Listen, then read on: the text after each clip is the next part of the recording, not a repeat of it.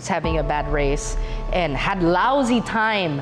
And narinig ko sa isa sa mga spectators like, okay na pala oras niya kasi babae siya. You know, I'd say 99% of the time, kalaban ko mga lalaki. And nung time na yon, they never took you seriously. Then when you started to beat them, then, you know, because he was like really ramming me out of the track, which technically bawal, hindi naman bump cars. And he was like, you know what, she would have, I'm sure she liked it because women like it from behind.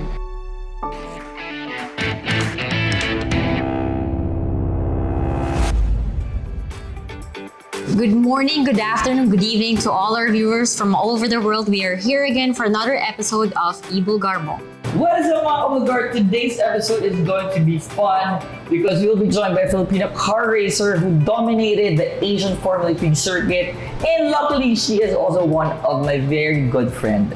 She is also a former housemate of Pinoy Big Brother Celebrity Edition, mga kabulgar. Let's all welcome Gabby Dela Merced. Thank you for being here, Gabby. Thanks for having me, guys. Gabby, how have you been? How are you? Been good, been busy. Busy with life, so. Can you share to us and to our viewers who Gabby Dela Merced is, where your family is from? Okay. Ako po ang dakilang tsuper. Well, I was born and raised na here sa Manila. Pero mother's side, Nueva Ecija, father's side, Bulacan. So yun, I grew up with older brothers. So medyo hindi uso ang mga Barbie. So, how's your childhood experience naman? Do you used to play in the streets? Yes, I love playing in the streets. I love playing with dirt. I was always like that. I always imagine na parang sundalo ako. Kasi parang gubat yung bahay eh. Yeah, so syempre, when you grow up with boys and then you show them your dolls, they'll just like rip off the head and stuff like that.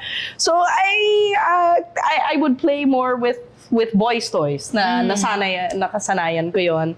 I was always interested in sports. The first sport I fell in love with was actually soccer. Pero wala pang soccer nung time na yun. The only thing that there were only two options actually back then, was basketball para sa mga lalaki and volleyball para sa mga babae. And it was really constricting nung time na yun eh. Yeah. But eventually yun, I got into varsity. Ever since 4th grade, I was into. Okay, but who in your family is into sports or cars? Actually, ako. No, well, my father had a second-hand dealership. Okay. Me growing up, Delta. And laki akong office. So each time, my parents would bring me there. So that's how that was my exposure in cars. My dad would join automotive car shows. So he would bring you along? He would bring me along, so I'd just be there playing around with the cars, you know. Then, I think it was siguro first year high school. Dun ako talaga. Video games got me in it. Daytona, yun ba? Ganyan ba? Yeah. Pre-esports to, di ba? Because back in the day. Mario lang eh. Ayun, Super Mario. Isa pa yun. It was an obscure console nga. And I just totally fell in love with it. And I remember telling my folks, you know, when I hit 18, you can't stop me, I'm gonna race. You know, as I said, campus tour, may pagka-rebelde. Then, nagkataon lang when I was around 18, it was a fluke lang talaga na meron kaibigan yung tatay ko that joined the Porsche Road Show. Tapos hindi siya makapunta. So he asked my dad, hey, do you want to take my seat? And he was thinking, you know what? Baka si Gabby na lang. Finally, get her off my back. Diba? Yeah. Get me, so I went there. It was supposed to be one-time thing. Natuwa siguro yung instructor because I was the only girl and I was the youngest. I got the best driving style. Then with that, my dad was like, okay, may potential. Let's try it. Una slalom. So my 18th birthday, binigyan ako ng beat-up old 1980s Toyota Starlet. Binigyan ka na ng car at 18. Ito nga yun. Usually mga car at 18, bago, maganda. Yun, walang windows, walang insulation. isa lang upuan, katabi mo yung baterya. Alam mo, medyo may kalakalawang on certain areas. Sila ng mga kaibigan ko. So it was like a project car. It was a project car. It was also my first race car. So my first ever race was the first time I ever got to see a track, other racers, and other race cars. As in, totally like baptism of fire. I went there and no one knew me. So nung time na yon, they were like, okay, who's this kid? Sige, let's let her race. But someone has to be inside because she might be a hazard. Kasi it was in Alabang Town Center. So usually kasi slalom, they would create a circuit. They would close down the parking lots. And they would create a circuit in that. And technically, yung mga bystanders, if I'm crazy, kayong masagasaan. So they wanted someone to be sure. So the guy that rode with me was Danny Santiago. Eventually, the guy who rode with me became my first mentor also. Okay, but did your parents ever stop you from racing since it's very dangerous? They tried in a way. They tried, but they did not succeed. That, like my father was, it was more on, oh, sige, let's do it. It's like father-daughter bonding thing. My mother was always worried, but she was supportive pa rin. If I could do something else, I would. But it was more on my first try international. So I did slalom, then I started doing circuit. And the thing that my father instilled in me is like, okay, you really want to do this, you look for your own sponsors. Right. So eventually I found my own sponsors and I was good. I basically had enough to race locally. Nice. But my goal talaga was international. And when I told him that for Formula BMW, I said I wanted to try out for Formula BMW. He got so mad. He was like, you have no idea on how... He's a realist eh. Okay. So Yeah. I grew up in this way wherein I'll give you the hard truth. You have no idea on how it's like. You're just gonna waste your money. Yeah. It's a dime a dozen. You're not gonna make it. And it came to a point na hindi niya ako kinausap. As in, galit. How old were you? I was 20. 20. But Gabby, I was before 20. continue, at least this is what I know. The car industry is dominated by men. Men, yeah. And was it hard for you entering that scene, or was it also to your advantage na there were a few women lang joining, that's why mas naging siyang... Well, I think nung time na yun, for me, it felt more like a deterrent. Because literally, like, there were like a couple of female racers, but not as intense or not as intense in terms of the level of where I wanted to get to. So a lot of people, like the double standard was real, especially in the beginning, especially we're in like hindi ka siniseryoso. I remember one time I was having a bad race and had lousy time. And narinig ko sa isa sa mga spectators like, okay na pala oras niya kasi babae siya. And I was like, And the thing is, with racing, there's no such thing as gender discrimination. Yeah. You're racing with men. Yes. So usually, I'd say 99% of the time, kalaban ko mga lalaki. And nung time na yon, they never took you seriously. Then when you started to beat them, then you'd hear certain comments. I've had this French guy complain because he was like really ramming me out of the track, which technically bawal, hindi naman cars. And he was like, you know what? She would have. I'm sure she liked it because women like it from behind. Yung mga ganun na comments. Yeah. Na I got a lot of those starting.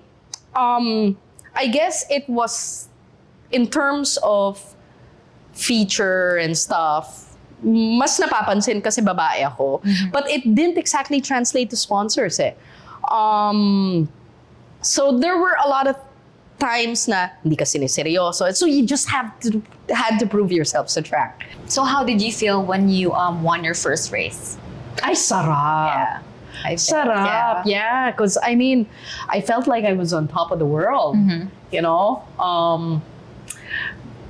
People don't realize how mentally stressful it is, as well as physically stressful. Till I remember I had this. I don't talk about it a lot, but I've had this fear of like dying each time. Like a week before the race, I'd have dreams nonstop of like nung time na yun Subic racetrack pa eh, of like crashing into on the straightaway and falling off the sea. Oh my As in ganon. Yeah. Recurring dream lang yon. Na it was just there. I think fear is a big part of it, and I think that's part of what fueled me as well.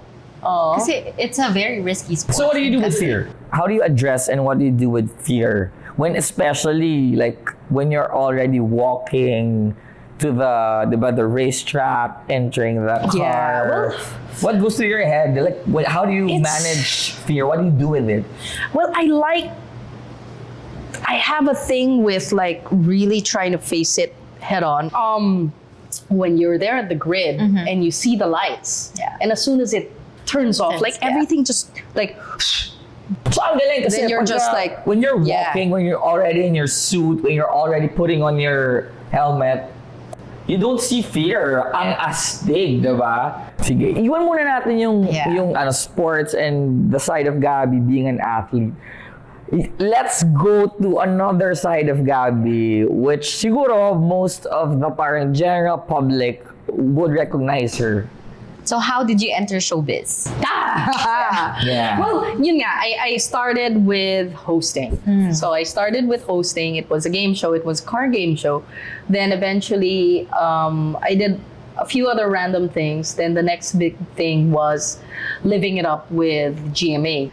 I was in the sports section. Anything to do with like vehicles and sports. And I was really having fun with that. Then I get a call for PBB Celebrity Edition. How's your experience there? It was intense. I really enjoyed, honestly, like, I like puzzles eh. So there were a lot of things that I never thought I'd experience till I got there. So, which was fun. Wait, did you have to go through the audition?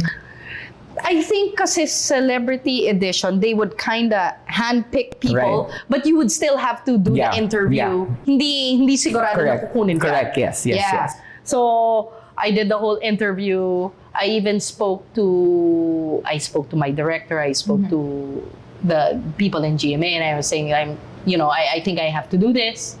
Because, my main goal was really sponsors. I needed sponsors because I wanted to race at a global level. So, are there any lessons you learned as a celebrity?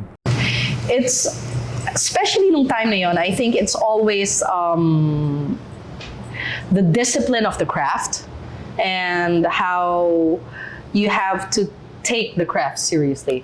What about life lessons as an athlete? For me, kasi with racing, it really just taught me discipline. It taught me a lot of things. It taught me like how to break barriers. And it's not easy. I mean, I'm not saying it's a walk in the park. I've cried, I've bled, I've doubted myself so many times. And, especially when you stand alone and you stand in the dark and you stand in something that doesn't have a roadmap, it's scary, but taking that plunge, you'll never know what you're missing until you do take it. Maybe it's not for you when you take it, but you have to Take jump. the risk. You have to take that risk, and it might be life-changing. It might be the best thing that has ever happened in your life, diba? My very first goal was like, isang international race lang. That's my goal. I just want one, and I'll do something else. And look at me now, this 20 years later, more than 20 years later. I mean, I'm still at it. And, the goals just get bigger, the goals evolve, and you evolve with it. Advice to struggling athletes? Don't give up, the struggle is always there. With whatever you want to do, make sure it's at your core, at your roots, Meaning na hindi ibig sabihin na parang kailangan ginagawa mo na.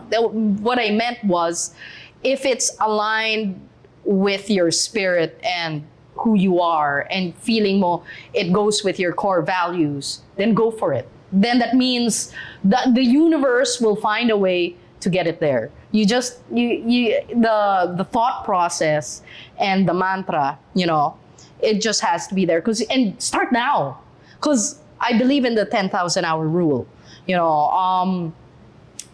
In order for you to get to a certain level, you have to immerse yourself. So start immersing yourself now. And it's not about like, some people think na, okay, pag-apak ko nito, nandyan na ako. No, it's all about the most important things are the small steps, are the baby steps, are those little pebbles that you go, na nagugulat ka na lang, oh my God, I've walked like 1,000 miles already, and you look back, yun lang pala, you're not waiting for, because if you wait for that like long leap or that big break, baka ma-frustrate ka lang. So you start small, everyone. I started small.